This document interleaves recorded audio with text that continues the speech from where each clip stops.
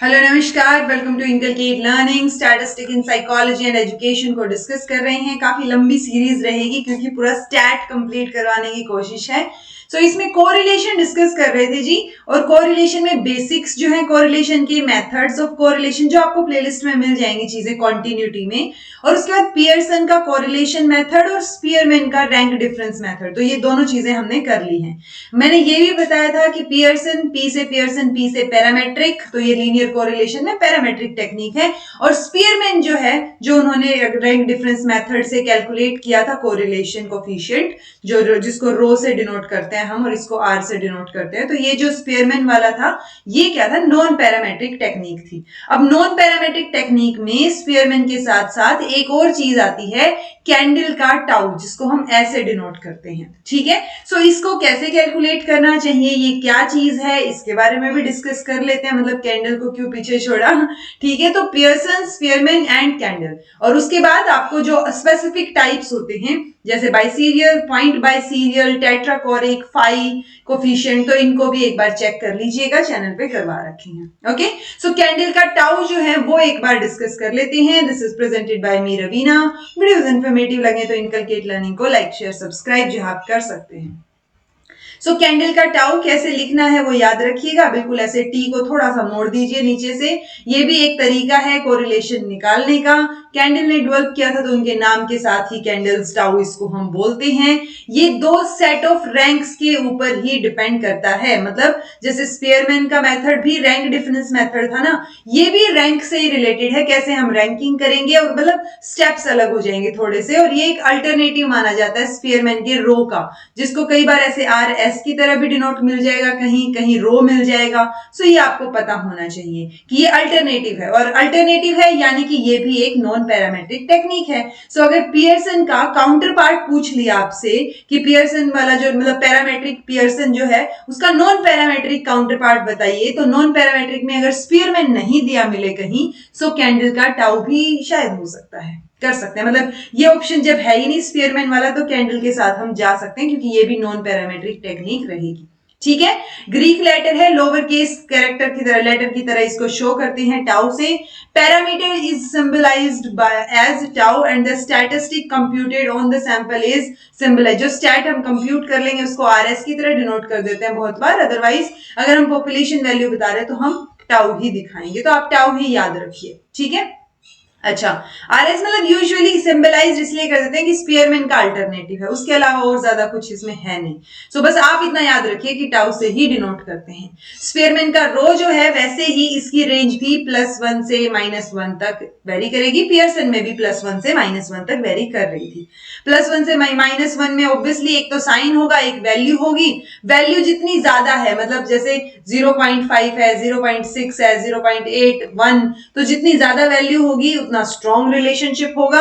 अगर पॉजिटिव का साइन है तो पॉजिटिव रिलेशनशिप है उन वेरिएबल्स में, नेगेटिव का साइन है तो नेगेटिव है, और वो negatively strong, positively strong, negatively weak, positively weak accordingly हो जाएगा। ओके, अब कैलकुलेट करें टाउ को, कैंडल के टाउ को। देखिए इसमें ना मतलब थोड़े सा लंबे स्टेप्स आपको लग सकते हैं, लेकिन इसको मतलब वो है कि बहुत बड़ी कैलकुलेशंस आपको नहीं करनी, मल्टीप्लाई डिवाइड। हो सकता है कभी इसको पूछ लिया जाए, क्योंकि बहुत एक वो होता है ना, अंडर कवर एरिया है, ये आज तक पूछा नहीं गया है इसके बारे में। ठीक है, ये टाउ जो है वो कॉन्कॉर्डेंस और डिस्कॉर्डेंस जो है उसके ऊपर डिपेंड करता है, दो रैंक की, वो हम अभी देखते हैं। ठीक है, टाउ का ये फॉर्मूला रहेगा, इसको NC minus ND divide by n-1 और डिवाइड बाय 2। तो इस तरीके से इसको डिनोट करते हैं। अगर मैं इस 2 को ऊपर ले जाऊं, 2 NC minus ND divide by n-1। अब ये जो NC और -ND है, ये summation of C minus summation of D रहेगा। C मतलब कॉन्कॉर्डेंस और D मतलब डिस्कॉर्डेंस, और इसको कई बार S लिखा हुआ मिल सकता है। ओवरऑल फॉर्मूला क्या हो सकता है, 2SN-1, ऐसे भी लिखा हुआ मिल सकता है कहीं ना कहीं। ओके, ऑल्दो बहुत सारी बुक्स में आपको ऐसे ही दिखेगा, बट ऐसे लिखा हुआ मिले तो भी बहुत इजी हो जाएगा आपके लिए कि S की वैल्यू निकालनी है आपको। ठीक है, अब S की वैल्यू निकालनी पड़ेगी। कैसे निकालेंगे, तो वो टाउ जो है वो तो क्या है, value of tau obtained on the sample जो आपको निकल के आई है। NC नीचे आएगा ये NC जो है वो नंबर ऑफ कॉन्कॉर्डेंट पेयर हो गया, और ND मतलब डिस्कॉर्डेंट, और N क्या है, सब्जेक्ट है, कितने एलिमेंट्स आपको दिए हुए हैं। ओके, चलिए तो ये साइड में मैंने फॉर्मूलाज लिख दिए हैं ताकि इसमें हम देखते रहें कि हमें एस निकालना है। टेबल आपको दी हुई है, ये टेबल दे रखी है, एक्स और वाई पे ये वैल्यूज दे रखी हैं। सबसे पहले क्या करेंगे, हम इनकी रैंक्स निकालेंगे, यानी रैंक फॉर आर एक्स मतलब रैंक फॉर एक्स, और आर वाई मतलब रैंक फॉर वाई। तो कैलकुलेट कर लेते हैं। ये देखिए रैंक, यहाँ पे अगर मैं आर एक्स की बात करूं तो ये 1 मतलब 2 सबसे कम, देन 5 है, देन 8 है, और फिर 10 है। सो 1 2 3 और 4 ऐसे हम इसकी रैंकिंग दे देंगे। y है सो इसके अंदर ये 4 1, देन ये 2, देन ये 3, देन ये 4, तो 1 2 3 4 ऐसे रैंकिंग दे देंगे। ठीक है, सो ये रैंकिंग देने के बाद, ये रैंकिंग तो हमने दे दी, फिर हम इसको अरेंज करेंगे। अरेंज कैसे करेंगे, जो आर एक्स की रैंकिंग है उसको हम असेंडिंग ऑर्डर में रखेंगे, और जो आर वाई की रैंकिंग है उसको एज इट इज रख देंगे। कैसे, ये देखिए आर एक्स की रैंकिंग को मैंने असेंडिंग में रखा कि 1 2 3 एंड 4, तो मैंने ये असेंडिंग ऑर्डर में लिख दिया चढ़ते क्रम में। ठीक है, अब 1 के, जब ये 1 थी रैंकिंग आर एक्स की, तो आर वाई की क्या थी, 2 थी, तो 2 लिख दिया। जब इसकी 2 थी तो इसकी 4 थी।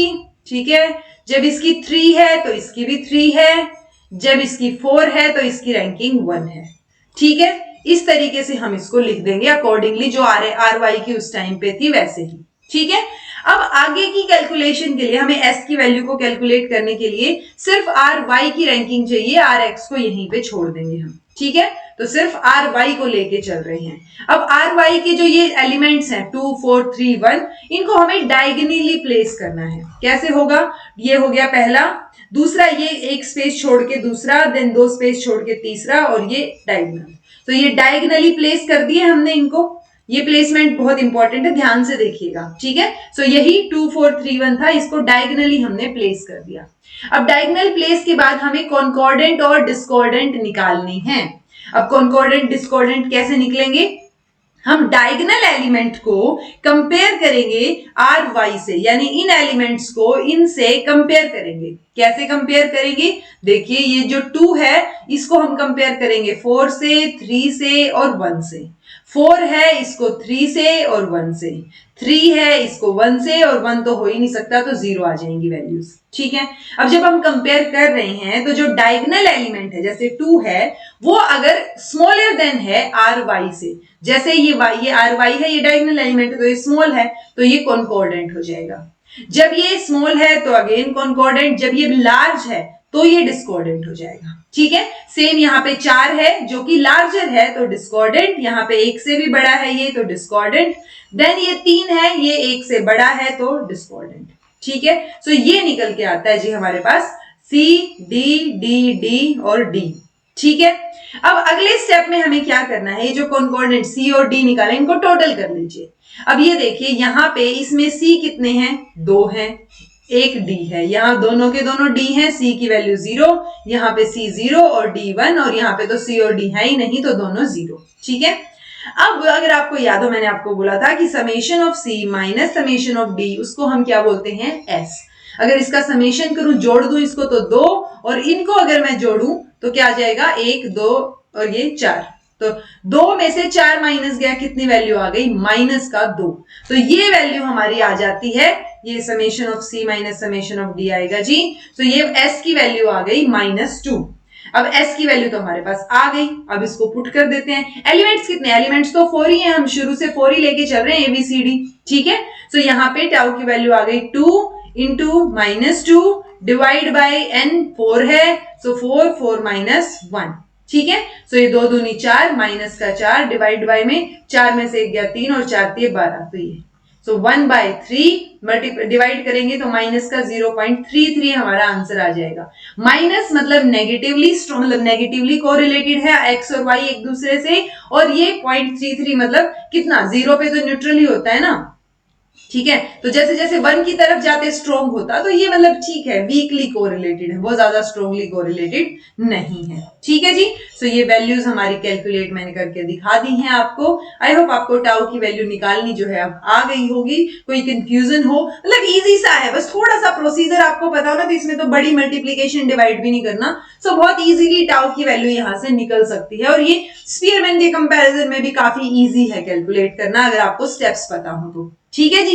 सो ये हो गया हमारा कैंडल का टाउ, ये भी कोफिशिएंट ही बोलते हैं हम इसको, देखा जाए तो जैसे पियर्सन का आर था, इसका रो था स्पीयरमैन का, तो ये भी कोरिलेशन कोफिशिएंट थे, तो टाउ भी एक तरीके से कोरिलेशन कोफिशिएंट है।